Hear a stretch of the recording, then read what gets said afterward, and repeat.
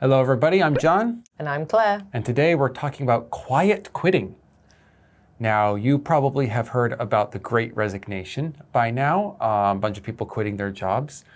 But quiet quitting is a bit different. It's basically people maybe taking it to the extreme for some people's opinion, the whole work-life balance. But I don't want to spoil too much. I want to leave it to the article to explain a bit more and then us to talk about it in a second. However, let's go ahead and talk about some common questions people may have. Do you know if the work culture has changed at all in the UK since the pandemic started? Well, I think obviously the Great Resignation was a thing in the UK as well. Lots of people taking the opportunity to change jobs, but the actual work culture, as far as I've heard, it's just the increase in working from home. That's the biggest change. People even talking about, do we need office space for a lot of companies anymore? You know, are we going to go completely, work from home? And yeah, that has had the biggest impact, as far as I can tell. I mean, I'd have to almost completely agree with that in America as well. Of course, cultural things have changed, but the major change has been the questioning of office space and the questioning of how things have been done in the past. Like, we don't need face-to-face meetings. We don't even need that many meetings in the first place.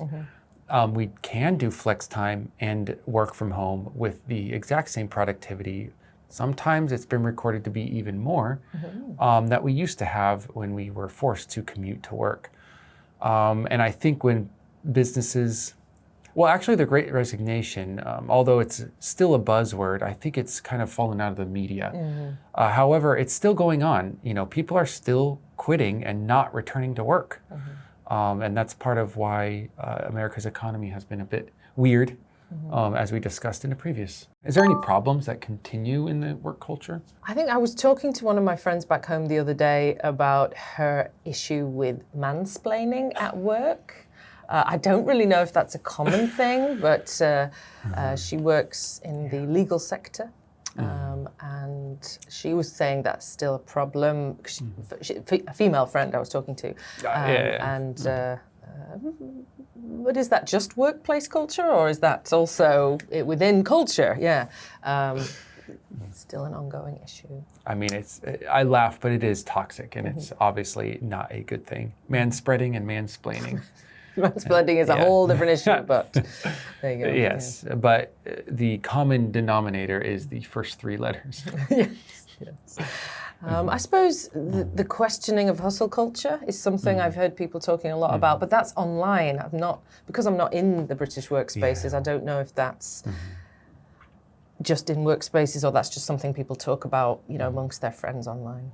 Yeah, because as you probably know as well, America does have a huge hustle culture when it comes to work. It's obviously you get off work at the exact time that you need to get off work, but that doesn't mean you spend hours at home doing the emails, meetings, reports, whatever you feel like doing, unpaid. However, this type of hustle culture is exactly what this article is talking about. It's talking about quiet quitting, as we'll see, quiet quitting isn't really quitting at all, at least not your job. But let's go ahead and read the summary or the entire article to find out more. Quiet quitting. There has been a lot of news recently about the Great Resignation, where people quit their jobs outright.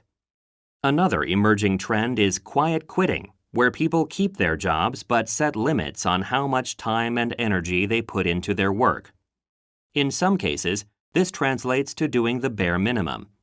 In other cases, it just means looking for a healthier work-life balance. However, after a period of quiet quitting, some people do go on to quit outright. Companies should be aware of the trend and the needs behind it.